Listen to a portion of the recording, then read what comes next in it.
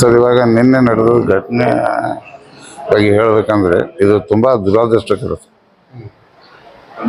Sir. ಒಬ್ಬ ನಿರ್ವಾಹಕರು ಈ ಥರ ಕರ್ತವ್ಯದ ಮೇಲೆ ಹೊಡಿತಾರತ್ತಂದರೆ ಸರ್ ಇದು ಉದ್ದೇಶಪೂರ್ವಕ ಅಂತ ನಾನು ಗುಂಡಾಗಿರಿ ವರ್ತನೆ. ಈ ಮೊದಲು ಅವ್ರು ಏನಾದರೂ ನಿಮ್ಮ ಬಸ್ನಲ್ಲಿ ಈ ರೀತಿ ಆಗಿತ್ತು? ಏನೂ ಇಲ್ಲ ಸರ್, ಏನೂ ಇಲ್ಲ, ಯಾವತ್ತೂ ಆಗಿಲ್ಲ.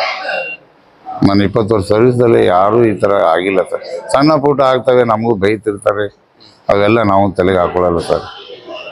ನೀವು ಕನ್ನಡ ಬರಲ್ಲ ಅಂದ್ರಿಕೆ ನಿಮ್ಮ? ಹೌದು ಸರ್.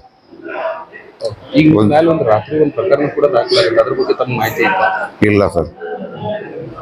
ಮತ್ತೆ ಈಗ ಪೊಲೀಸರು ಅಂದ್ರೆ ನೀವು ಏನು ಪೊಲೀಸರು ನೀವೆಲ್ಲ ನಿಮ್ಮ ಅವ್ರ ಕ್ಲಾರಿಫಿಕೇಶನ್ ಕೊಟ್ಟರು ಈ ರೀತಿ ಮಾಡಿದ್ರೆ ಪೊಲೀಸರು ಏನಂತ ಹೇಳ್ತೀರಿ, ಏನಂತ ಹೇಳಕ್ ಬಯಸ್ತೀರಿ ಸರ್? ಅವರು ನೋಡ್ಬೇಕು ಸರ್, ಅವರು ಸ್ವಲ್ಪ ಜನ ನಮಗೆ ಇದನ್ನಲ್ಲ ಏನಂದ್ರೆ ಅವರು ಪಬ್ಲಿಕ್ ಸರ್ವೆಂಟ್ ಅಲ್ಲ, ಅವರು ನೋಡ್ಬೇಕಲ್ಲ ತಪ್ಪು ಒಪ್ಪು ಯಾರ್ದು ಏನಿದೆ, ಏನು ಮಾಡಿ ಯಾಕೆ ಬಡಿದಿದ್ದಾರೆ ಅಂತ ಸ್ವಲ್ಪ ಎನ್ಕ್ವೈರಿ ಮಾಡಿ ತೀರ್ಮಾನ ತಗೋಬೇಕಲ್ಲ.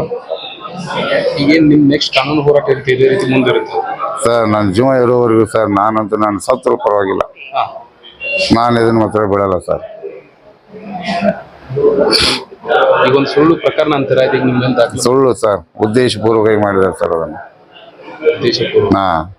ನನಗಿಷ್ಟು ನಾವು ಹೊಡೆಸ್ಕೊಂಡು ಇಷ್ಟೆಲ್ಲ ನಾನು ಸುಮ್ಮನೆ ಇದ್ರೆ ಹೇಗೆ ಸರ್? ಇವಾಗ ನಾಳೆ ಬೇರೆಯವರು ಕಂಡಕ್ಟರ್ ಆಡಿಸ್ಕೊಂಡು ಬಡಿತಾರೆ ಸರ್. ಅಂದ್ರೆ ಈಗ ಏನು ಈ ಕೇಸ್ ಅಂದ್ರೆ ತಾವು ಬರಲ್ಲ ಸರ್. ನೋಡೋಣ ಸರ್, ಒಟ್ಟು ನನಗೆ ನ್ಯಾಯ ಸಿಗಬೇಕು ಸರ್.